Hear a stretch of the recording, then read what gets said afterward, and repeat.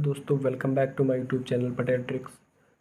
तो दोस्तों, आज हम आप लोगों को वेक्टर अलजेब्रा का पार्ट 4 के बारे में बताएंगे। सबसे पहले बात कर लेते हैं पिछले वीडियो की कुछ बेसिक बातों को।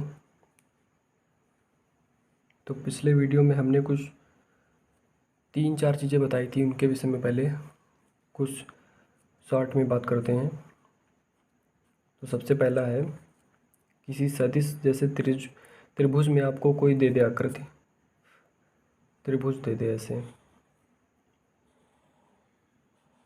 कई आकृति दे दे तो आपको सदिशों का योगफल किस प्रकार करोगे। खासकर त्रिभुज में अगर है तो ए बी और सी, तो बताया था एक साइड के होंगे ये दो, मतलब दो बिल्कुल मिलेंगे आपको। तो करना क्या होता है, जो बड़ा वाला होता है ए सी वेक्टर बराबर होता है ए बी वेक्टर और बी सी वेक्टर, यानी एक लाइन की, यानी एक साइड की। इनका जो वेक्टर साइड है एक तरफ है, तो A B vector plus B C vector के योग के बराबर होता है। और ए सी ए बी बी सी ये तो आप लोग निकाल ही लोगे, ये तो बहुत ही छोटी चीज़ हो गई अब।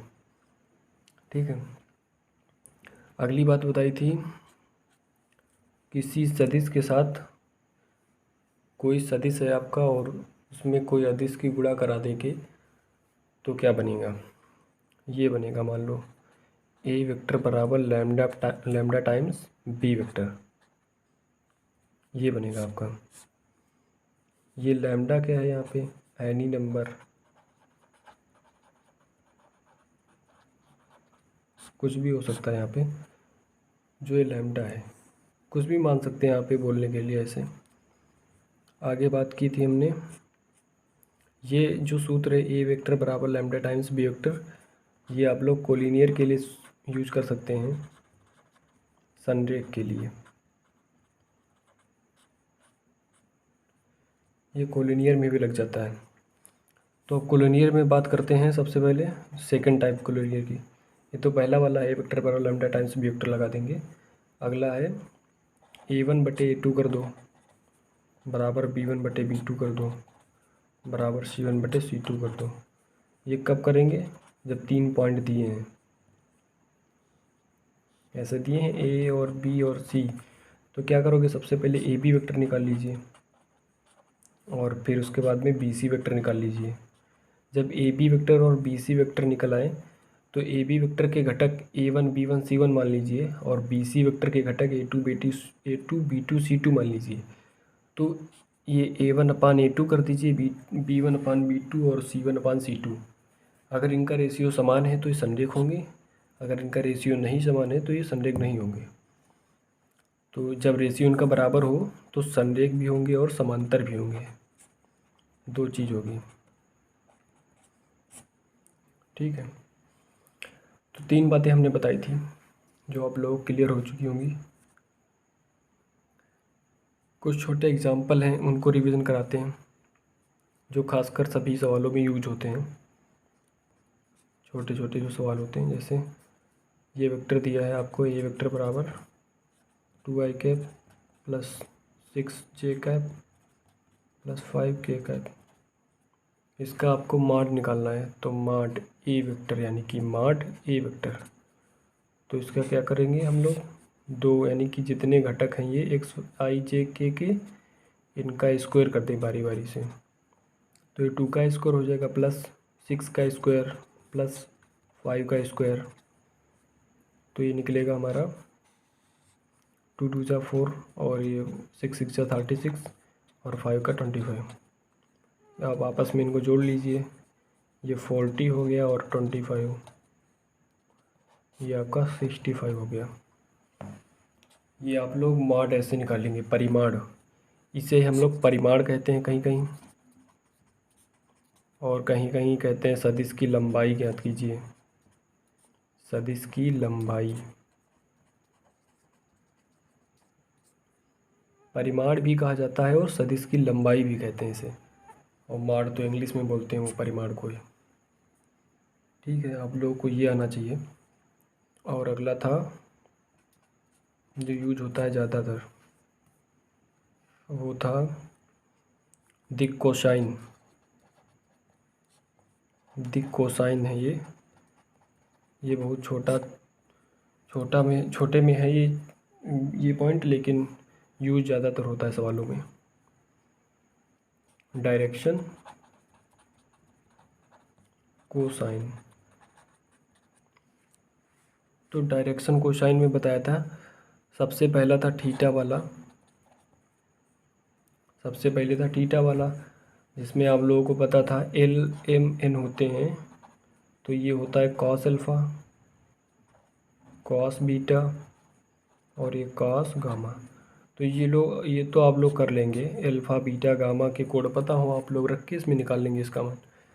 अगला होता है कहा था मैंने, जब ये थीटा ना दिया हो, थीटा नॉट गिवन हो, तब आप लोग कैसे फाइंड करोगे कि दिक कोसाइन कैसे निकालने। तो उसमें क्या करेगा, आपको वेक्टर दे देगा आपको। तो जैसे मान लो यही वेक्टर मान लेते हैं हम लोग, तो 2i cap plus 6j cap plus 5k cap, ऐसे आपको वेक्टर दे देगा एक। और आपसे कहेगा कि एक्स यानी एल एम एन यानी कि दिक कोसाइन ज्ञात कीजिए, एक्स अक्ष वाई अक्ष और जेड अक्ष के दिक कोसाइन ज्ञात कीजिए। तो क्या करोगे आप लोग, बताया था आप लोगों को कि एक्स अक्ष के लिए एल होता है। तो करना क्या है, एक्स अक्ष वाला यहाँ पे 2 है, 2 घटक है ना, तो 2 को ऐसे उठा लीजिए और सब बटे में ये जितने घटक हैं सभी आई जे के जितने घटक हैं इनका स्क्वायर कर दीजिए। 2 का स्क्वायर प्लस 6 का स्क्वायर प्लस 5 का स्क्वायर। आगे इसको हल कर लीजिए, 2/2 का स्क्वायर 4 प्लस 36 प्लस 25, तो ये निकलेगा 2/√65, ये निकला। इस प्रकार आप लोग एल निकल आया है, इसी प्रकार आप लोग एम का निकालोगे। तो एम बराबर निकलेगा, यानी जे वाले के लिए है तो 6/√, ये तो सेम ही रहेगा आपका। इसी प्रकार आप लोग एन का निकालोगे तो के वाले का 5 है यहाँ पे, तो 5/√65, ये निकला, ये निकला, ये निकला, यानी ये है एल के लिए, ये एल एम एन। इस प्रकार आप लोग दिक कोसाइन निकाल लेंगे। तो हालांकि आप लोग को समझ में आया होगा, आपका रिवीजन भी हुआ होगा आप लोगों का।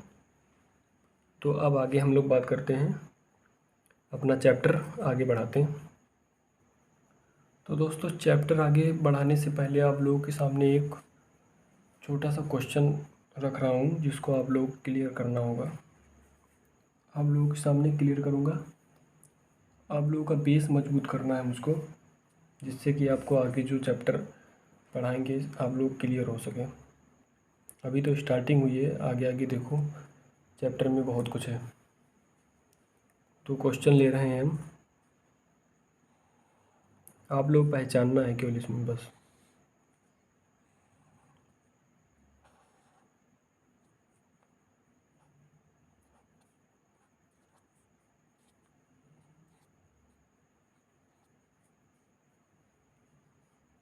तो इसका जो वेक्टर फॉर्म है,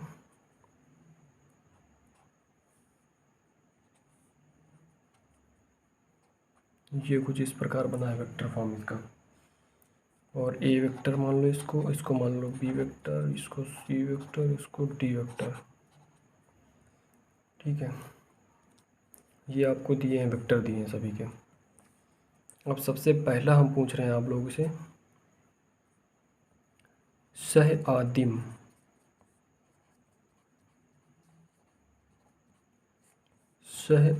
सदिश। तो सह आदिम सदिश बताना है, मैं आप लोगों को बता रहा हूँ। सह आदिम सदिश इसमें ज्ञात करना है। तो सबसे पहले आप लोगों को सह आदिम सदिश पता होना चाहिए क्या होता है। इसके नेम से मैंने बताया था, क्लियर हो रहा है। सह आदिम यानी कि सह का मतलब साथ साथ, आदिम यानी कि दो या दो से अधिक भी हो सकते हैं, लेकिन हालांकि समझने के लिए है एक बात, सह आदिम, ठीक है, साथ साथ यानी एक ही जगह से सह आदिम, 2 व्यक्ति निकले हैं, एक ही जगह से 2 व्यक्ति चले हैं। तो कुछ देखो इस चित्र में, जगह एक चुनिए जहाँ से 2 व्यक्ति चल रहे हैं। तो ये जगह है, हमको दिखाई दे रहा है।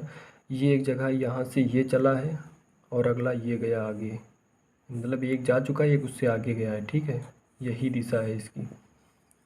तो यहाँ से ये वेक्टर मिला और ये वेक्टर, ए वेक्टर और बी वेक्टर, ए वेक्टर और बी वेक्टर सह-आदिम सदिश होंगे, ठीक है। आगे पूछ रहे हैं हम आप लोग से संरेख, संरेख हो किंतु असमान,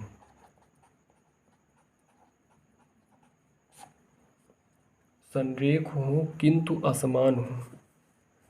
तो इस चित्र में देखो संरेख, संरेख की क्या थी डिफिनीशन, इनका ये जो सदिश हों दो आपस में समांतर होने चाहिए, मतलब समांतर होने चाहिए। और आगे कह रहा है इसमें किंतु असमान, संरेख का तो पता है कि समांतर होंगे संरेख हैं, तो किंतु लिखा है और असमान होने चाहिए। तो चित्र में देखते हैं कि समांतर हों दो वेक्टर और असमान भी हों। तो पहले ये देखते हैं हम लोग डी वेक्टर और पी वेक्टर। तो डी वाला देखते हैं, ये दोनों समान हैं, मतलब ये इसमें नहीं अपीयर करेगा। तो ए वेक्टर ऊपर वाला देखते हैं, ए वेक्टर और सी वेक्टर, ए वेक्टर की दिशा इधर है और ए सी वेक्टर की इधर है, यानी कि असमान है। तो यहाँ से पता चला इसमें ए वेक्टर और सी वेक्टर होगा। ये बात क्लियर हुई आप लोगों को। अगला बता रहे हैं आपको, ये दो मैंने पूछे हैं, अगला है समान पूछ रहे हैं इसमें, समान सदिश।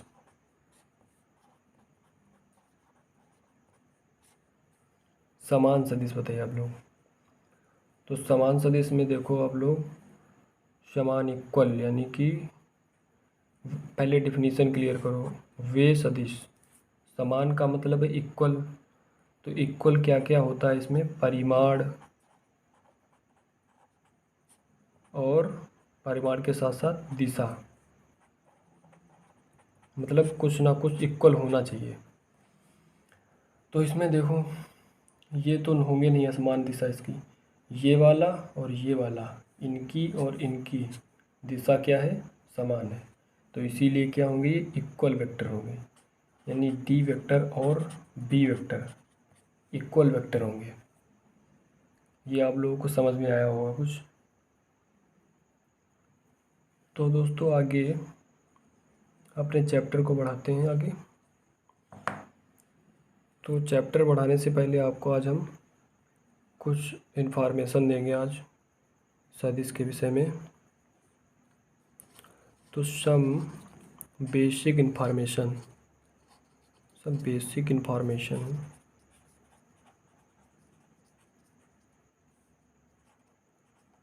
by using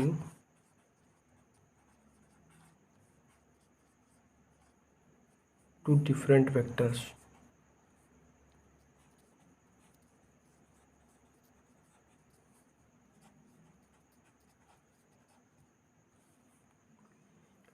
मतलब दो वेक्टर हम चुनेंगे, वो अलग अलग होंगे और उन्हीं के माध्यम से हम आप लोगों को 3-4 फैक्ट बताएंगे। तो सबसे पहला है कि ए वेक्टर पहले मान लो कि ए वेक्टर मैंने चूज किया है कौन कौन। ए वेक्टर मान लो A1 i cap plus A2 j cap plus A3 k cap.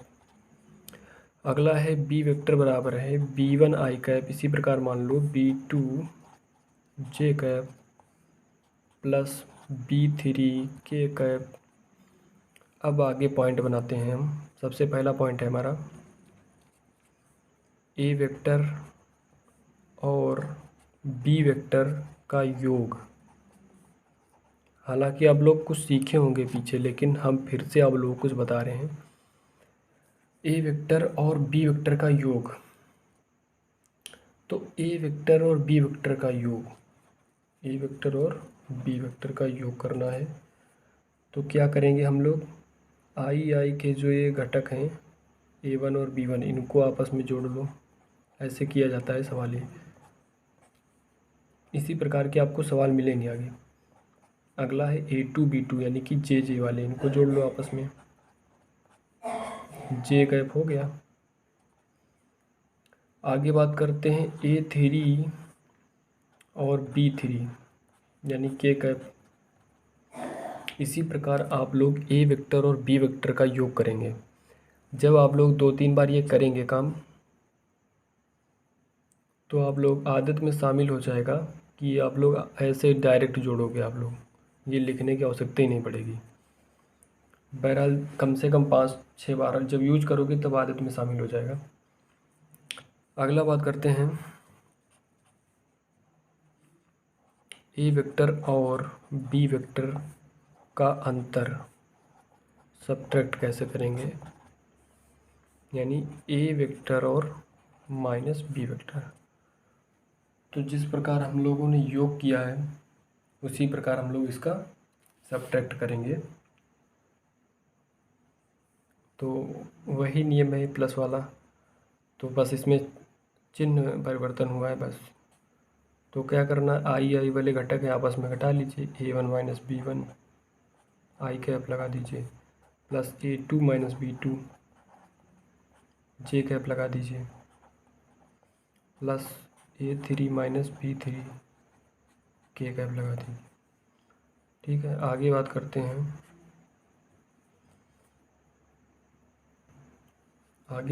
हैं। जब ए वेक्टर और बी वेक्टर समान होंगे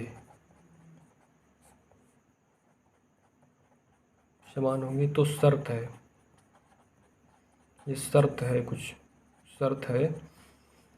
समान कब होंगे, ये शर्त है कि जो ए वेक्टर और बी वेक्टर के जो घटक हैं, यानी कि ए वेक्टर के हैं ये A1 A2 और A3, और बी वेक्टर के हैं B1 B2 B3, A1 A2 A3 B1 B2 B3, यानी ए वेक्टर और बी वेक्टर समान होंगे तो शर्त है A1 A2 A3 और B1 B2 B3 आपस में इक्वल होंगे, यानी कि A1 बराबर B1 होगा। इसी प्रकार अल्टरनेट A2 बराबर B2 होगा और A3 बराबर B3 होगा। ठीक है, ये शर्त है आप लोगों को, ये क्लियर होता है इससे, ये सब करने से क्लियर हो जाएगा आपका बेसिक। आगे बात करते हैं, जैसे सदिश कोई अदिश है, जैसे लैम्डा ही मान लो, लैम्डा का किसी वेक्टर में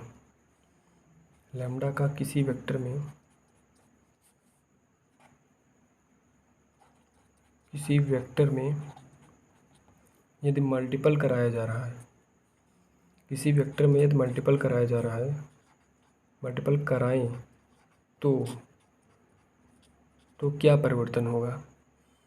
तो ए वेक्टर मान लो, वही एक उठा लेते हैं ए वेक्टर, तो A1 आई कैप प्लस A2 जे कैप प्लस A3 के कैप।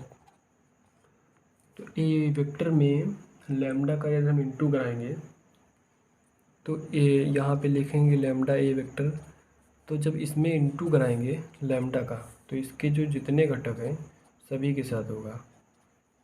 ये तो बेसिक बात है, आपको पता होगी, ये अलजेब्रा में यूज करते होगे आप लोग। लैम्डा A3 के कैप, ये आपका इस प्रकार से हो जाएगा।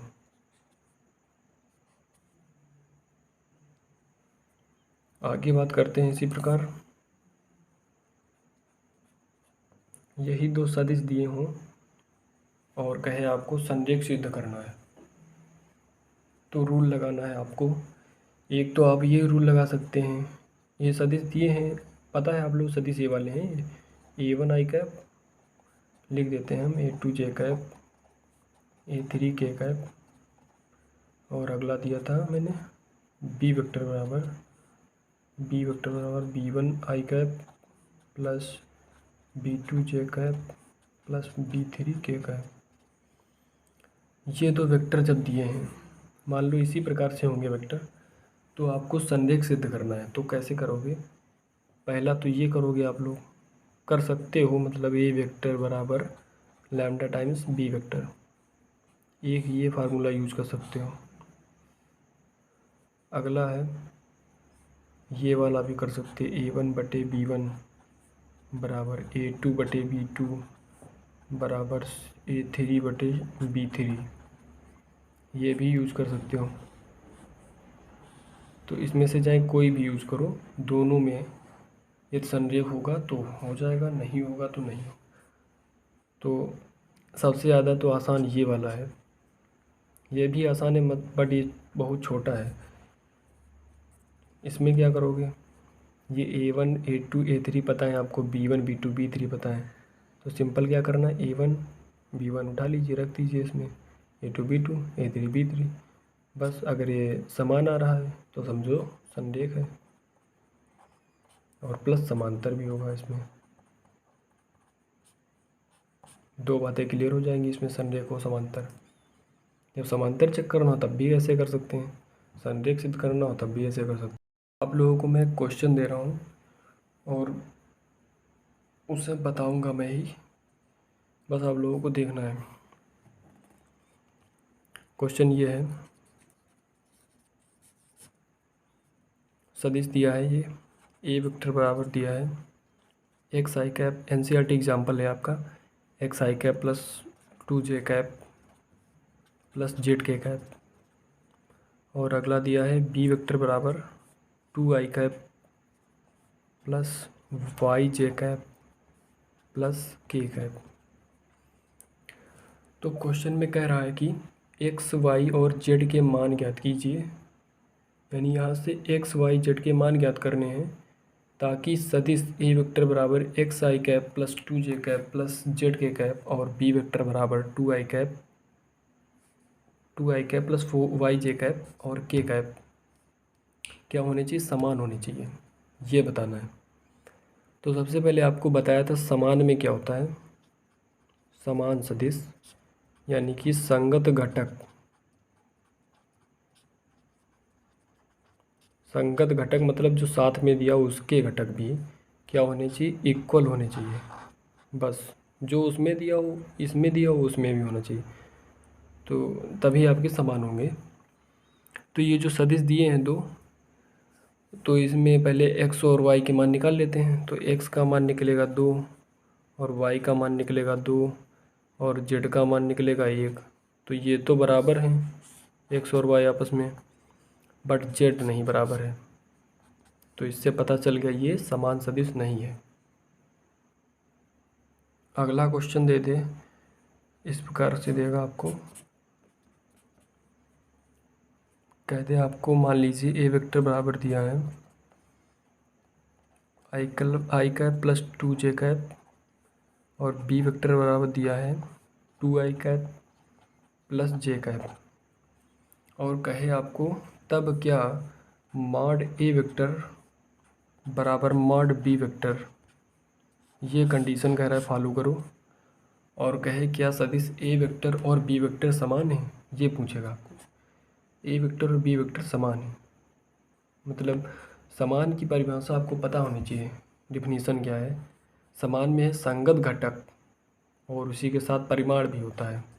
संगत घटक आसानी से आप लोग पता कर लेंगे, एक चीज़ अगर है तो दूसरी चीज़ जहाँ तक होनी चाहिए, अगर नहीं है प्लस होनी चाहिए दोनों चीज़।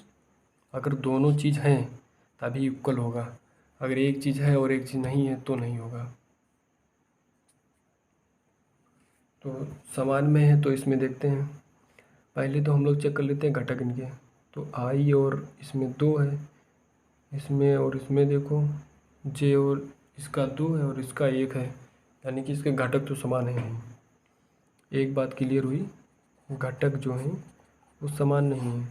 अब इनका मॉड चेक कर लेते हैं क्वेश्चन के अनुसार। तो मॉड ए वेक्टर क्या आएगा आपका, अंडर रूट 1 का स्क्वायर प्लस 2 का स्क्वायर, तो आ जाएगा आपका अंडर रूट 1 प्लस 4 यानी कि रूट 5। ठीक है, अगला मॉड बी वेक्टर निकाल लेते हैं इसी प्रकार। तो अंडर रूट 2 का स्क्वायर प्लस 1 का स्क्वायर, तो निकलेगा अंडर रूट 2 दूनी 4 प्लस 1 यानी कि रूट 5। ये तो आपके समान आ गए, परिमाण तो समान है बट घटक नहीं समान है। परिमाण तो समान है पर घटक नहीं समान है। जब घटक नहीं समान है, दोनों चीज़ मेल खानी चाहिए, तभी समान सदिश होगा आपका, तभी समान सदिश होगा। ये बात आपको पता होनी चाहिए। यहाँ से यहाँ पर तो घटक आपने क्लियर किया और यहाँ से घटक और परिमाण दोनों बातें क्लियर हुई होंगी। और जितना पढ़ाया उसी पर आधारित और एग्जाम्पल कराए दे रहे हैं आपको, और क्लियर हो जाए आपका। तो अगला एग्जाम्पल लेते हैं, रिवाइज होगा आपका इससे और अच्छे से अच्छा समझ में आएगा।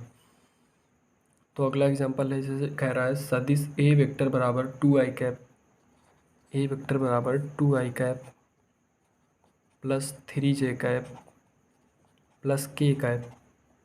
कह रहा है कि अनुदिश मात्रक सदिश ज्ञात कीजिए। इसका हमको क्या करना है, यूनिट वेक्टर ज्ञात करना है। तो यूनिट वेक्टर के बारे में पहले पता होना चाहिए, तभी ज्ञात कर पाओगे। तो यूनिट वेक्टर क्या होता है, जिसका परिमाण यानी माड, ए वेक्टर मान लो यहीं पे, जिसका माड 1 हो, यानी जिसका मान 1 हो, यूनिट वेक्टर होता है। और इसी के साथ हमने आपको एक सूत्र बताया था यूनिट वेक्टर निकालने का।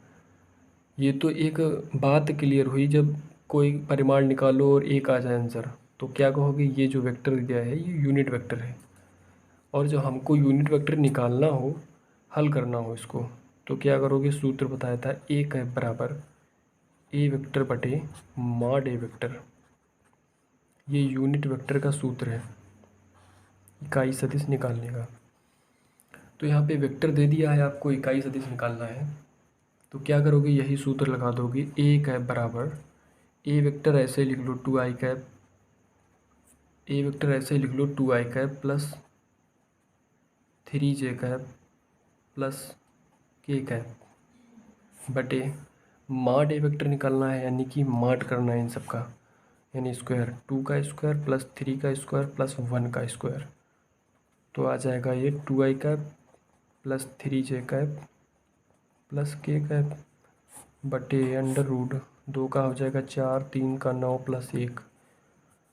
तो आ जाएगा 2i cap plus 3j cap plus k cap बटे अंडर रूट, इनका योग कर लीजिए, 9 4 13 और 14। तो ये जो निकल आए हैं इनको अलग अलग कर लीजिए आप लोग। 2i कैप बटे रूट 14 प्लस 3j कैप बटे रूट 14 प्लस k कैप बटे रूट 14। अब आप लोग यहाँ से बता सकते हैं आई और जे के घटक कौन कौन से हैं, 2 बटे रूट 14, जे का 3 बटे रूट 14 और के का है 1 बटे रूट 14। तो ये मात्रक सदिश निकल आया आपका, ये इस प्रकार निकलेगा। अगला एग्जाम्पल ले रहे हैं आप लोग सामने, एग्जाम्पल है सदिशों ए वेक्टर बराबर 2i cap plus 2j cap minus 5k cap और बी वेक्टर बराबर है 2i cap plus j cap plus 3k cap. कह रहा है के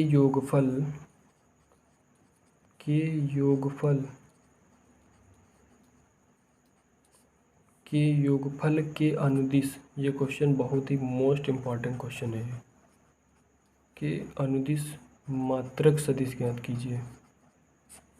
मात्रक सदिश ज्ञात करना है, ये बहुत ही मोस्ट इम्पॉर्टेंट क्वेश्चन है, ये मेन क्वेश्चन है बहुत ज़्यादा ही, हर तीसरे चौथे सेट में आता है, ये पूछा गया, बहुत ज़्यादा ही पूछा गया। तो कह रहा है सदिशों ए वेक्टर और बी वेक्टर, यानी ए वेक्टर ये दिया है, बी वेक्टर ये दिया है, कि योगफल के अनुदिश, सबसे पहले क्या करना है हमको, योगफल यानी योगफल के अनुदिश, यानी कि इसी के साथ मात्रक सदिश ज्ञात करना है। तो अब इसको सॉल्व करते हैं।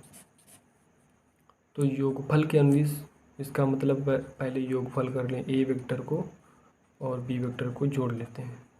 तो ए वेक्टर और बी वेक्टर को जोड़ लेते हैं, तो आप लोग इसको इस प्रकार कर सकते हो लिख कर भी, लेकिन हम लोग शार्ट बताते हैं।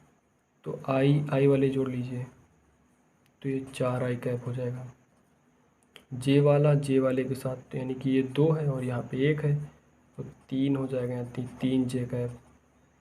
अगला यहाँ पे -5 है और यहाँ पे +3 है, तो इसको आप लोग ऐसे लिख लो, अगर समझ में ना आए तो लिख लो -5 और +3। तो ये कितना बचेगा, -2 बचेगा, तो -2k। जब ये आ जाए आपका, तो कह रहा है के अनुदिश, यानी ए वेक्टर और बी वेक्टर को जोड़ने पर जो वेक्टर आया है, ये वेक्टर आया है अपना, इसके अनुदिश यानी कि इसी का हमको मात्रक सदिश निकालना है। तो इसको मान लीजिए कुछ सी वेक्टर मान लो, यानी कि इससे हम मान लेते हैं सी वेक्टर -2k। इसे हमने सी वेक्टर मान लिया है। अब इसका हमको मात्रक सदिश निकालना है। तो प्रश्न के अनुसार मात्रक सदिश क्या होता है, सी कैप होता है। तो सी वेक्टर बटे मॉड सी वेक्टर, ये मात्रक सदिश का रूल है, यानी सूत्र है। तो सी वेक्टर क्या निकला है, 4i cap +3j cap -2k cap upon में मॉड सी वेक्टर, यानी कि रूट करना है, मॉड तो पता ही है। तो सी का मान क्या है, अलग अलग घटक क्या है, ये 4 का स्क्वायर कर लो +3 का स्क्वायर कर लीजिए, और ये माइनस प्लस लगाइए और -2 का स्क्वायर कर लीजिए। तो आगे बात करते हैं, ऊपर लिख लीजिए ऐसे ही 4i cap +3j cap -2k cap upon में अंडर रूट 4 का, यानी कि 4 चौकू 16, 3 तिया 9 और 2 का 4। यहाँ पे ये -2 है, इसीलिए इसको -2 करेंगे, 4 आ जाएगा प्लस का।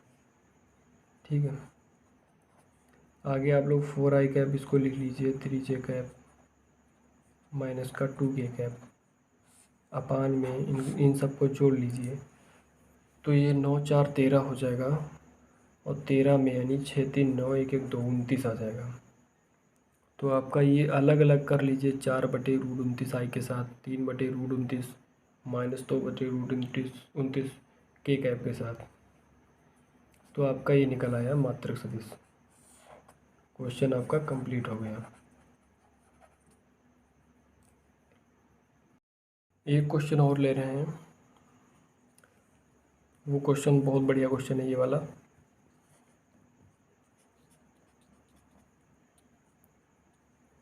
कह रहा है सदिश, आप लोग ध्यान से समझो, बहुत अच्छा क्वेश्चन है। सदिश ए वेक्टर बराबर i cap +j cap -2k cap, कह रहा है कि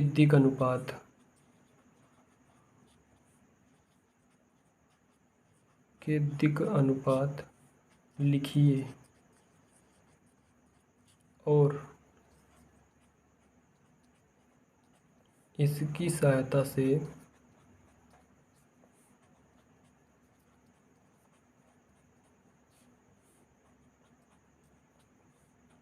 दिक् कोसाइन निकालिए।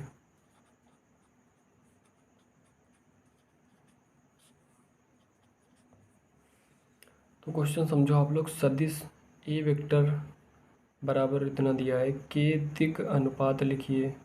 तो सबसे पहले दिक् अनुपात लिखोगे, उसके बाद और इसकी सहायता से जो दिक् अनुपात आए उन्हीं की सहायता से दिक् कोसाइन निकालना है। तो ये तो आप लोगों को पहले से पता है किस प्रकार से करना है। तो सॉल्व करते हैं इसको। तो ए वेक्टर के सबसे पहले दिक् अनुपात लिखते हैं। पहले इसको ऐसे लिख लें एक बार, j कैप -2k कैप। तो इसके दिक् अनुपात क्या निकलेंगे, इसका 1 निकलेगा और इसका 1 निकलेगा और इसका -2। तो दिक् अनुपात निकल आए आपके। आगे दिक् कोसाइन कैसे निकालेंगे, ये तो मैं बता चुका हूँ पीछे आप लोगों को। तो एक्स अक्ष के लिए क्या होता है एल, तो एल बराबर बताया था एक्स अक्ष वाला यानी आई है यहाँ पे, इसका घटक उठाइए 1 अपान में पूरा जितने घटक हैं सभी का स्क्वायर, तो 1 का स्क्वायर प्लस 1 का स्क्वायर प्लस -2 का स्क्वायर, तो लिख लीजिए 1 अपान अंडर रूट 1 + 1 + 4, तो ये आ जाएगा 1 अपान रूट 6। ये आपका एल बराबर आ चुका है। अगला इसी प्रकार वाई बराबर कर लेते हैं। वाई बराबर होता है एम बराबर एक, ये निकाल चुके हैं, ये तो सब में बराबर रहेगा। तो वाई का घटक क्या है जे वाले का, तो 1 है, 1/√6, इसका भी यही आएगा। अगला है जेड बराबर होता है एन, तो एन वाला यानी कि के कैप क्या है -2, तो -2/√6। ये विधि चिन्ह आएगा अगर माइनस का है, तो प्लस में तो कोई बात ही नहीं है। आपका ये निकल आया, ये निकल आया और ये निकला, एल एम और एन, ये आपके दिक्कोसाइन निकल आए। तो दोस्तों कैसा लगा ये वीडियो, उम्मीद करता हूँ आप लोगों को पसंद आया होगा। अगर वीडियो पसंद आया हो तो मेरे वीडियो को लाइक कर दीजिए, चैनल पर नए हो तो चैनल को सब्सक्राइब कर दीजिए और ज़्यादा से ज़्यादा लोगों के पास शेयर कर दीजिए ताकि मुझको सपोर्ट मिल सके। तो दोस्तों इस वीडियो में आज बस इतना ही रखते हैं, तो नेक्स्ट वीडियो का इंतज़ार करिए आप लोग, अच्छे से अच्छा वीडियो आएगा आपको और आगे टॉपिक पर बात करेंगे। तो आज बस इतने रखते हैं, बाय।